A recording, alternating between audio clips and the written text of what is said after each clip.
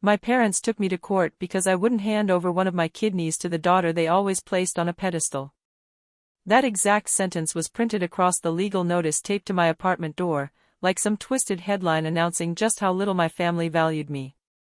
I remember standing there barefoot, coffee cooling in my hand, realizing they truly thought I'd crumble the moment they pushed hard enough. But they had no idea who I'd grown into. Not really. And what unfolded next, the part they never anticipated, began with one truth I uncovered that flipped everything upside down. Growing up, every inch of our house practically worshipped my sister. Serena's medals sparkled in the hallway. Her certificates decorated the walls. Her photos were displayed like artwork. Mine? Probably shoved in some drawer under expired coupons or old holiday cards. As a kid, I learned to move quietly so I wouldn't disturb the shrine they'd built for her. Dad used to brag that Serena came into the world glowing. He never said what I was, just that I should aim higher. Mom wasn't much different. Whenever I walked into a room, she'd sigh like I'd interrupted something important. Serena got full hugs. I got a distracted pat, the kind you'd give a coworker you barely knew. When I was 14, I finally told them I felt like they didn't see me at all, that being in this family felt like competing for space that was never mine. Dad didn't look up from his newspaper. He accused me of jealousy. Serena snickered. Mom told me to stop being dramatic. That was the night I realized they weren't going to change. Not then, not ever. By 29, I had built a small, peaceful life in Riverside, a sunlit apartment, shelves overflowing with sketchbooks, and a tiny balcony where I sipped coffee before diving into freelance design work. I wasn't far from my parents, but just far enough to breathe. Daniel, my project manager, always cut me slack when deadlines got chaotic. And Mila, my best friend since high school, knew every scar, the years of being overlooked, the quiet anger, and the boundaries I'd built to survive. So when Mom called one Tuesday and said, "Your sister's in the hospital," every wall I'd put up rattled. No matter how complicated our history was, hearing Serena was sick hit something old and instinctive inside me. I rushed to the hospital, walking through painfully bright hallways, bracing for whatever waited. I didn't know this moment would trigger everything, the unraveling, the truth, the battle. Serena looked smaller than I remembered, swallowed by white sheets, skin washed out in fluorescent light. Mom hovered at the foot of the bed like a self-appointed martyr, and Dad stood stiff beside her, as if sheer force could will her kidneys back to life. They both looked at me with a strange mix of urgency and entitlement, not love, never love, but expectation. Like I was the missing tool they needed. Dr. Hale walked in with a chart and cleared his throat. Serena's kidneys are failing. We tested family members. Only one compatible match came back. His eyes landed on me. "It's you, Peyton." The room tightened with a familiar heaviness, the same suffocating silence from childhood whenever I disappointed them. Dad didn't hesitate. "When can she schedule the surgery?" That was it. "No, are you okay?" "No, let's talk." Just an order tossed at me like I had no agency. "I haven't decided anything," I said carefully. "I need to understand the medical risks." Mom's expression snapped cold. "Risks? Peyton, your sister might die." "I understand," I said, voice shaking, "but I need to speak with my doctor first." Dad's tone sharpened. "Most people wouldn't think twice. She's your own blood." The irony almost made me laugh. Blood only mattered when it benefited Serena. The next few days became a storm. Calls. Guilt-ridden voicemails. Surprise visits to my apartment. One afternoon, Mila sat beside me while Mom's latest message played, dripping guilt, trembling just enough to sound saintly. "If you loved us, you'd do this. Don't make us beg. They think you'll cave," Mila said. And she was right. My parents were convinced that guilt would bend me back into obedience. But the more they pushed, the stronger my resolve grew. The next morning, I met with Dr. Rowan in his small Riverside office. He explained everything clearly. The surgery wasn't minor. Recovery would take time. There were long-term risks, especially if I ever developed kidney issues myself. Donation is an act of kindness, he said. But it must be your choice. No one should pressure you. Something in me snapped into focus. Dr. Rowan, is dialysis still an option for her? He blinked, surprised. Yes, and we recommended it months ago. She didn't start it? He sighed. She refused. Multiple appointments. That detail hit harder than anything my parents had thrown at me. Serena wasn't on death's doorstep. She had options. She had time. They just wanted the quickest solution, the one that required the least inconvenience. Me. I stepped out of the clinic into the crisp afternoon air, feeling both shaken and strangely awakened, like I'd lived with my head underwater for years and had finally taken a full breath. And when my phone buzzed again, Dad's name glowing across the screen, I knew it marked a shift. Whether I answered or ignored it, nothing would go back to the way it was. So I didn't pick up. Not that day. Not the one after. Each missed call weighed on me, but every time I let it ring unanswered, I felt something straighten inside me, a quiet, firming resolve, like my spine was finally remembering it didn't have to fold. But silence was never going to last with them. 2 mornings later, a loud knock rattled my apartment door. When I looked through the peephole, there was Mom, dressed in what I always thought of as her "we need to talk" outfit, the one she only wore when she planned to corner someone emotionally. I cracked the door, blocking the entrance. "Mom, this isn't." She slipped inside anyway. "Peyton, stop it. We're talking."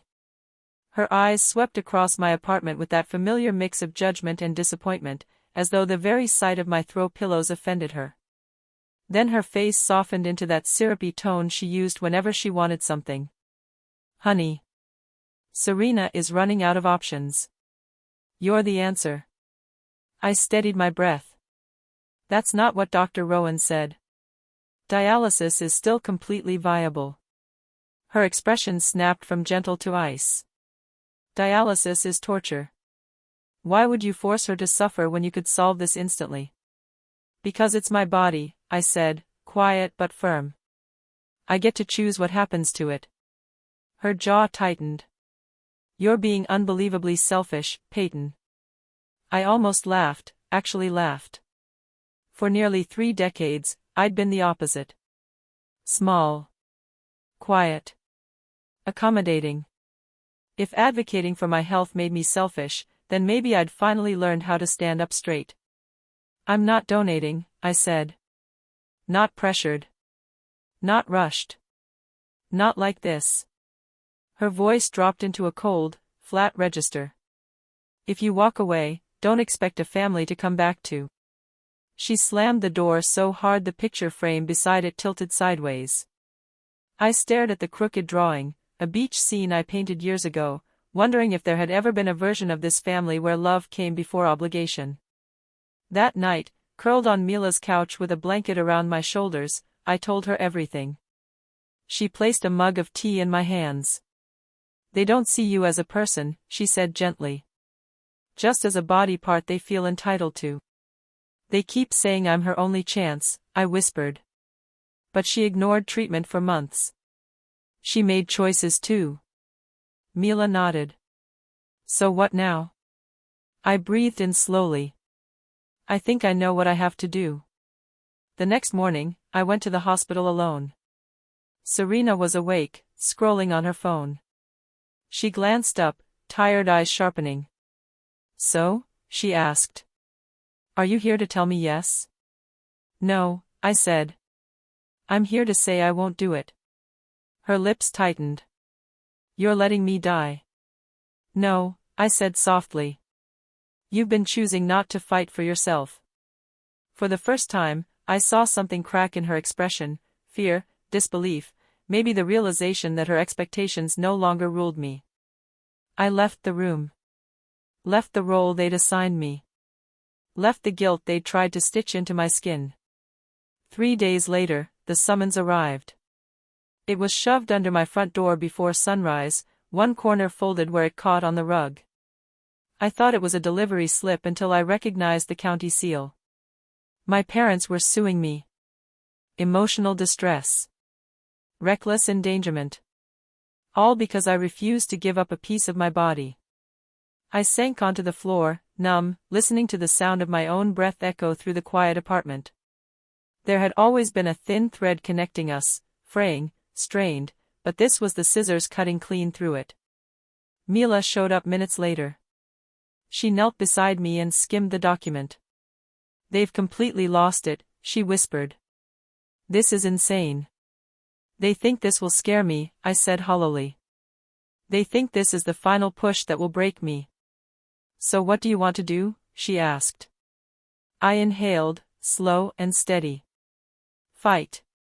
The next day, I met with Harper, a sharp, no-nonsense attorney with a calm, dissecting gaze. She reviewed the complaint, tapping her pen with a kind of irritated amusement. "They don't have a legal leg to stand on," she said. "But they're hoping the pressure will crush you before the process ends." She didn't know how painfully accurate that was. "We'll respond," she said. "But you need to brace yourself. Court is slow. Draining. Public. And your parents seem to have an appetite for drama." She wasn't wrong. Word spread quickly, too quickly. Someone leaked parts of the lawsuit. Headlines twisted the story: selfish daughter, dying sister, ungrateful child. Strangers filled my inbox with insults. A few clients quietly dropped my projects. But there were messages too, small, steady ones from people who'd survived similar pressure, people who understood what it meant to say no to family. Those were the ones I clung to. On the morning of the hearing, the courthouse buzzed with reporters. Cameras flashed. I walked inside beside Harper, each step firmer than the last. I repeated a single truth to myself: I am not the villain. I am not the cure they demand. I am a person with a right to live my own life. My parents arrived moments later. Evelyn appeared wearing a pearl necklace I hadn't seen since Serena's senior award ceremony. Marcus walked beside her, rigid and proud, as if the world still moved according to his rules. Serena trailed behind them, pale, bundled in a hospital blanket, her eyes fixed on the floor rather than on me. When the judge entered, the courtroom hushed. Harper rose smoothly, steady as always.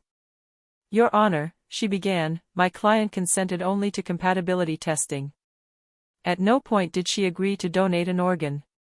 Such a choice must be entirely voluntary." Their lawyer spun a different tale, dramatic, exaggerated, painting Serena as seconds from death and framing my refusal as some calculated cruelty.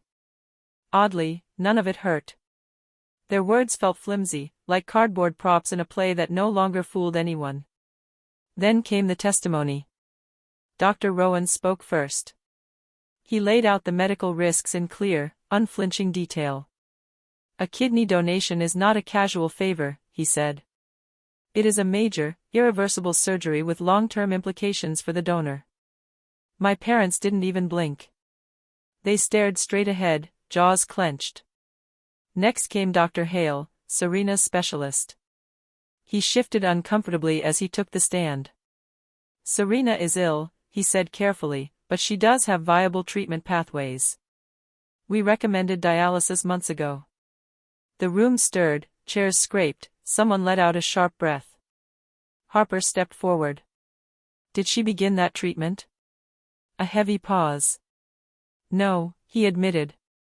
"She refused dialysis on multiple occasions." Evelyn gasped sharply, clutching her chest for dramatic effect. Marcus muttered beneath his breath. Serena's hands trembled as she stared at the wood grain on the table. The judge leaned forward. "Is it your professional opinion that the defendant caused the plaintiff's condition to deteriorate?" Dr. Hale shook his head. "No, Your Honor. Her decline is the result of untreated kidney failure." A ripple of shock passed through the courtroom. My heartbeat thundered in my ears. Harper spoke into the silence. "This case isn't about saving Serena's life. It's about asserting control over a woman's body, a belief that they are entitled to a piece of her simply because they want it. She glanced toward me, a subtle nod. Then it was my turn. My palms were damp, but my voice held. I didn't say no to be cruel, I began. I said no because I was pushed to make a life-altering decision before I was ready. Growing up, I lived in my sister's shadow. I was the background to her spotlight. And now, when I finally draw a line, I'm treated like I've betrayed them. My mother shot to her feet. That is a lie. The judge's gavel cracked through the room. Sit down. I continued, my voice stronger. They always assumed I'd cave. They always assumed I'd shrink. But I have a right to protect my health. I have a right to say no. And I refuse to apologize for choosing myself. The silence afterward felt heavy enough to warp the air. After closing statements, the judge reviewed the material for what felt like an eternity. My parents sat frozen. Serena slumped back, eyes glossy. I stared at my shoes, bracing for whatever came. Finally, the judge delivered her decision. This lawsuit has no legal foundation. Organ donation cannot be compelled. The plaintiffs acted through emotional pressure, not legitimate legal grounds. The case is dismissed. Legal fees will be paid by the plaintiffs. Evelyn's gasp this time was real, sharp enough to cut. Marcus's face drained of color. Serena blinked rapidly, stunned. Everything paused. Then, chaos. Reporters murmured, cameras snapped. I stayed seated as the verdict washed over me like clean air after years of suffocation. Outside, Harper gave my shoulder a firm squeeze. It's over. You stood your ground. Across the courtyard, my parents were swallowed by a swarm of reporters. Their carefully crafted reputation, polished for decades, fractured in broad daylight. Their story was no longer theirs to control. And neither was I. For the first time, I didn't feel like a shadow. I felt whole. In the weeks that followed, the noise around the case didn't vanish, it transformed. The headlines softened. Neighbors who once avoided eye contact murmured apologies. Clients returned, and new ones reached out, impressed by my refusal to be coerced.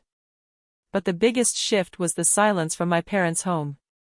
The perfect image they'd curated unraveled quickly. Organizations they'd supported distanced themselves. Friends avoided their calls. People whispered about manipulation, pressure, and truth revealed under oath. The golden pedestal Serena once stood on began to crumble. Not out of cruelty, but out of reality. Then one afternoon, I found a letter in my mailbox, Serena's handwriting looping across the envelope. I almost tossed it. But I opened it. She apologized, not just for the lawsuit, but for the years she'd been the center while I faded behind her. She wrote about therapy, about accountability, about finally seeing how much she had expected without giving. She didn't ask for forgiveness. She didn't pretend we could rewind. She told the truth. For once. I set the letter in a drawer. Not ready to respond. Not ready to erase it either. Life moved forward. My studio flourished. My friendship strengthened. I lived without the weight of expectations I never chose. Sometimes I replay the trial, the moment where one word, no, reshaped my entire life. If you've ever been pushed past your limits, if you've ever been told your worth depends on sacrifice, you're not alone. Share your story in the comments, and subscribe if you want more stories just like this.